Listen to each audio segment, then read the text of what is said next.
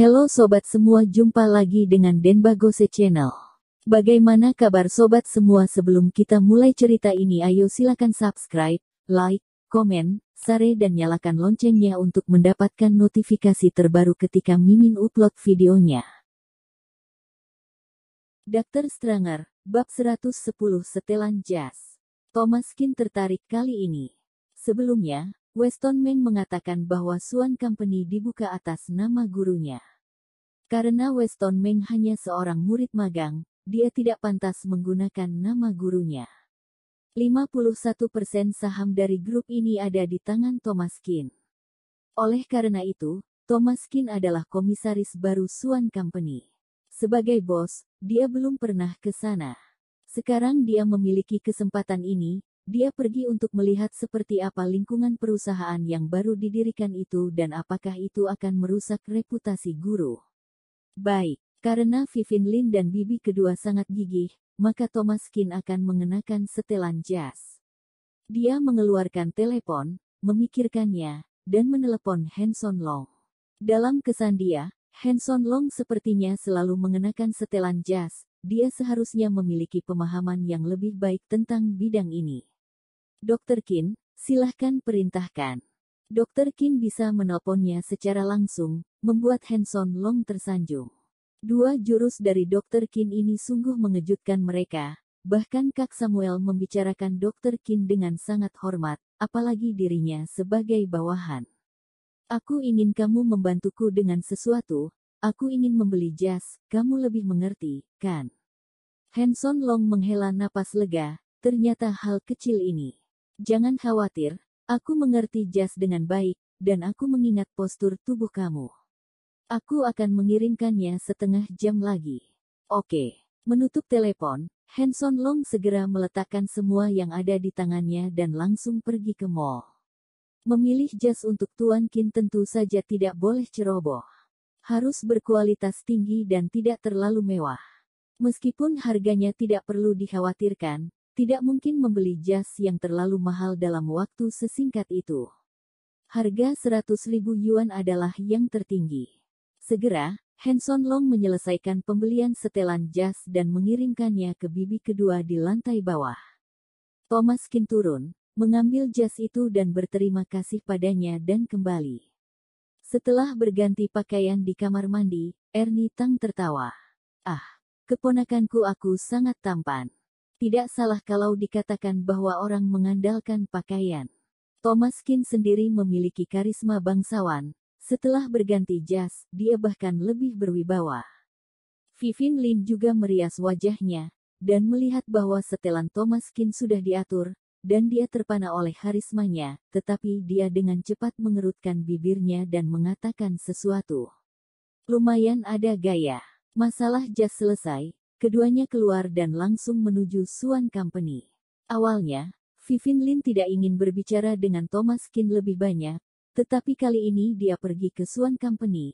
Dia mendapat banyak bantuan dari orang lain, dan dia harus mengingatkan beberapa kata lagi. Temanku, aku adalah wakil manajer HRD, dia sangat berkuasa. Kamu harus sopan saat bertemu dengannya. Jangan selalu berlagak. Vivin Lin juga berharap Thomas Kin bisa berhasil di wawancara kali ini, sehingga Ernie Tang tidak perlu mendesaknya untuk membantu. Thomas Kin memasuki perusahaan besar ini, apakah dia dapat bekerja dengan baik atau tidak, itu adalah urusannya sendiri. Daripada jika Thomas Kin masuk rumah sakit mereka, dia harus menghadapinya setiap hari, dan itu akan menjengkelkan. Thomas Kin mengangguk tanpa sadar, tahu. Melihat sikapnya yang belagu, Vivin Lin marah, melotot dengan galak, dan secara tidak sengaja melihat sulaman huruf di lengan jas Thomas Kin.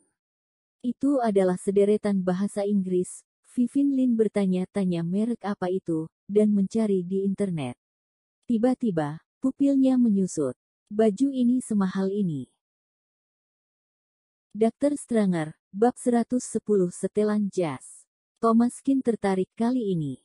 Sebelumnya, Weston Meng mengatakan bahwa Suan Company dibuka atas nama gurunya. Karena Weston Meng hanya seorang murid magang, dia tidak pantas menggunakan nama gurunya. 51% saham dari grup ini ada di tangan Thomas Keane. Oleh karena itu, Thomas Keane adalah komisaris baru Swan Company. Sebagai bos, dia belum pernah ke sana. Sekarang dia memiliki kesempatan ini, dia pergi untuk melihat seperti apa lingkungan perusahaan yang baru didirikan itu dan apakah itu akan merusak reputasi guru. Baik, karena Vivien Lin dan Bibi kedua sangat gigih, maka Thomas Keane akan mengenakan setelan jas. Dia mengeluarkan telepon, memikirkannya, dan menelepon Hanson Long.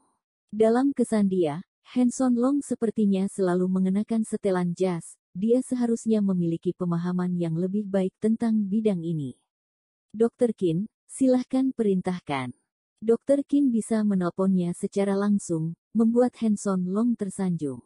Dua jurus dari Dr. Keane ini sungguh mengejutkan mereka, bahkan Kak Samuel membicarakan Dr. Keane dengan sangat hormat, apalagi dirinya sebagai bawahan.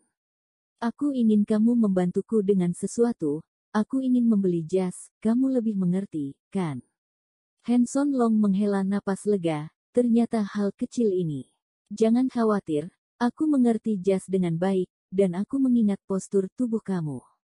Aku akan mengirimkannya setengah jam lagi. Oke. Menutup telepon, Hanson Long segera meletakkan semua yang ada di tangannya dan langsung pergi ke mall. Memilih jas untuk Tuan Keane tentu saja tidak boleh ceroboh. Harus berkualitas tinggi dan tidak terlalu mewah. Meskipun harganya tidak perlu dikhawatirkan, tidak mungkin membeli jas yang terlalu mahal dalam waktu sesingkat itu. Harga 100.000 yuan adalah yang tertinggi. Segera, Hanson Long menyelesaikan pembelian setelan jas dan mengirimkannya ke bibi kedua di lantai bawah. Thomas Keane turun, mengambil jas itu dan berterima kasih padanya dan kembali. Setelah berganti pakaian di kamar mandi, Ernie Tang tertawa. Ah, keponakanku aku sangat tampan. Tidak salah kalau dikatakan bahwa orang mengandalkan pakaian. Thomas Keane sendiri memiliki karisma bangsawan. Setelah berganti jas, dia bahkan lebih berwibawa. Vivien Lin juga merias wajahnya, dan melihat bahwa setelan Thomas Keane sudah diatur, dan dia terpana oleh karismanya, tetapi dia dengan cepat mengerutkan bibirnya dan mengatakan sesuatu. Lumayan ada gaya. Masalah jas selesai, keduanya keluar dan langsung menuju Swan Company. Awalnya, Vivien Lin tidak ingin berbicara dengan Thomas Keane lebih banyak, tetapi kali ini dia pergi ke Swan Company, dia mendapat banyak bantuan dari orang lain, dan dia harus mengingatkan beberapa kata lagi. Temanku aku adalah wakil manajer HRD, dia sangat berkuasa. Kamu harus sopan saat bertemu dengannya. Jangan selalu berlagak. Vivien Lin juga berharap Thomas Keane bisa berhasil di wawancara kali ini, sehingga Ernie Tang tidak perlu mendesaknya untuk membantu. Thomas Keane memasuki perusahaan besar ini, apakah dia dapat bekerja dengan baik atau tidak, itu adalah urusannya sendiri. Daripada jika Thomas Keane masuk rumah sakit mereka, dia harus menghadapinya setiap hari, dan itu akan menjengkelkan.